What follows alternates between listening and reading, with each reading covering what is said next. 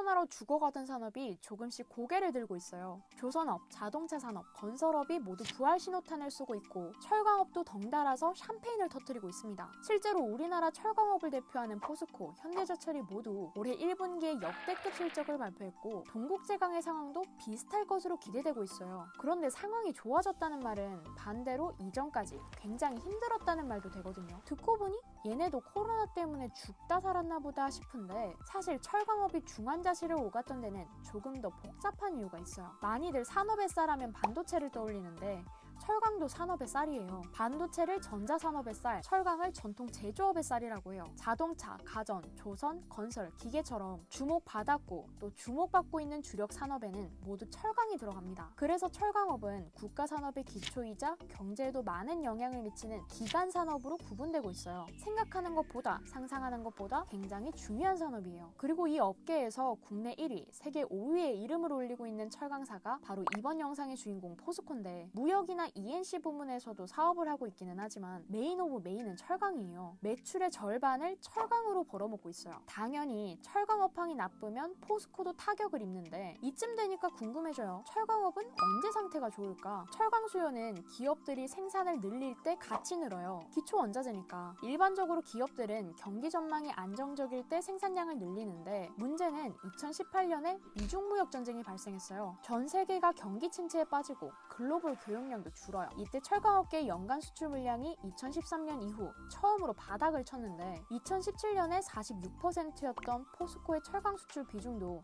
1년 만에 3.5%포인트가 떨어져요. 죽을 것 같지만 그래도 괜찮아. 아직 버틸만해. 그래서 이제나 저제나 언제쯤 상황이 좋아질까 못 빼놓고 기다리는데 코로나19가 발생해요. 자동차나 조선, 기계처럼 철강을 구매하는 전방 산업이 쓰러져요. 이렇게만 말하고 넘기면 아쉽겠죠. 우선 자동차 업계부터 살펴보면 미국의 빅3 완성차 업체 제너럴 모터스와 포드, 피아트 크라이슬러가 순환 셧다운에 들어가고 유럽의 빅4 완성차 업체는 공장 가동을 2주 이상 중단해요. 국내 상황도 다르지 않았는데 한국 자동차 생산의 80%가 현대랑 기아차에서 이루어지고 있거든요. 문제는 한 해만 100만 대 이상의 차를 팔던 북미와 유럽 시장에 봉쇄령이 떨어질 만큼 확진자가 급증해요. 이탈리아에서만 사망자가 3,400명씩 발생하고 그랬어요. 결국 셧다운과 록다운이 전 세계에 동시다발적으로 발생하면서 자동차 생산도 힘들고 판매도 안 되는 이중고에 빠집니다. 조선업도 마찬가지였어요. 환경 규제로 인한 영향도 있었지만 코로나19로 수요가 줄고 세계 교역이 위축되면서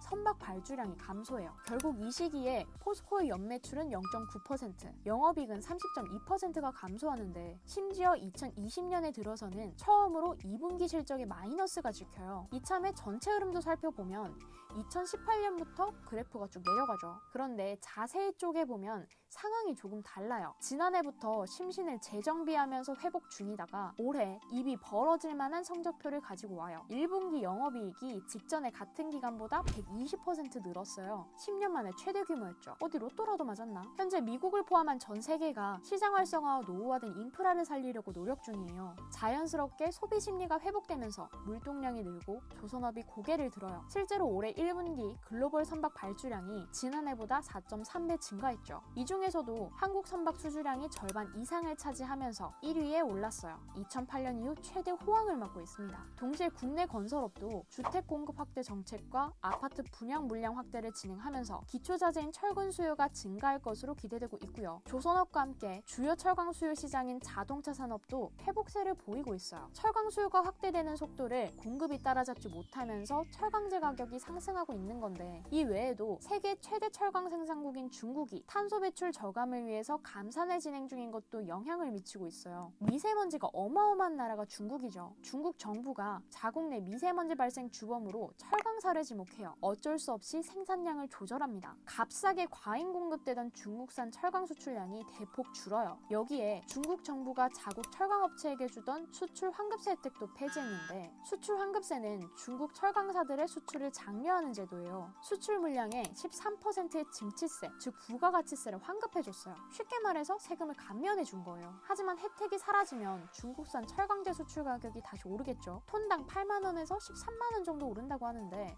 자연스럽게 국내 철강업계가 중국 철강사보다 가격 경쟁력을 확보하게 될 거예요. 중국은 수출하던 생산 물량을 대부분 국내로 돌릴 거고요. 결과적으로 이런 이유들에 더해서 세계 경제 역시 50년 만에 가장 높은 6% 성장률이 기대되면서 포스코의 성장세도 당분간 계속될 것으로 예상되고 있어요. 하지만 여전히 여러 이유로 가격 변동이나 수요 감소가 발생할 수 있는 위험이 존재해요. 심지어 전 세계적으로 환경 규제가 강화되고 있는데 온실가스 배출 비중이 높은 산업 중 하나가 철강이에요. 새롭지만 안전하고 동시에 성장할 일만 남은 먹거리가 필요한 상황입니다. 그래서 포스코는 리튬과 양극재, 음극재 같은 전지 사업에 관심을 가져요. 특히 리튬은 하얀 석유라고도 불리는데 2차 전지 원자재로 전기차, 스마트폰, 노트북에 사용이 돼요. 당연히 엄청난 가치와 성장성을 가지고 있습니다. 특히 리튬의 종류 중 하나인 수산화 리튬은 전기차의 주행 거리를 증대시키는 중요한 원료로 사용되고 있거든요. 그런데 이 전기차 시장이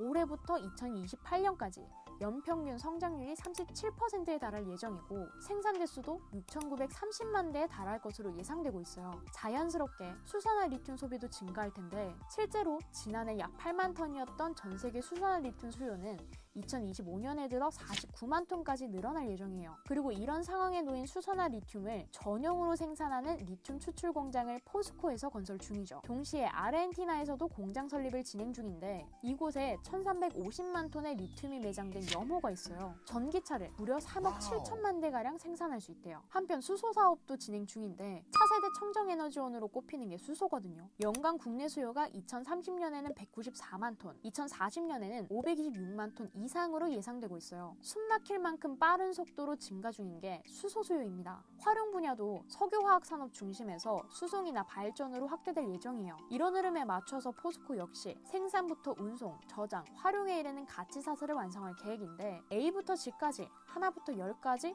혼자 다 할 수 있게 되는 거니까 생산부터 공급을 주도적으로 진행하는 건 일도 아닐 거예요. 그야말로 엄청난 경쟁력이 될 거예요. 자, 국내 최대 철강 기업 포스코 과연 세계 최고 2차 전지 소재 기업이자 수소 전문 기업으로 성장할 수 있을까요? 취준생을 위해 짧고 쉽게 보는 기업 분석 리포트. 이번 영상은 여기까지입니다. 캐치TV 채널 구독과 함께 더 많은 기업 이야기를 확인해보세요.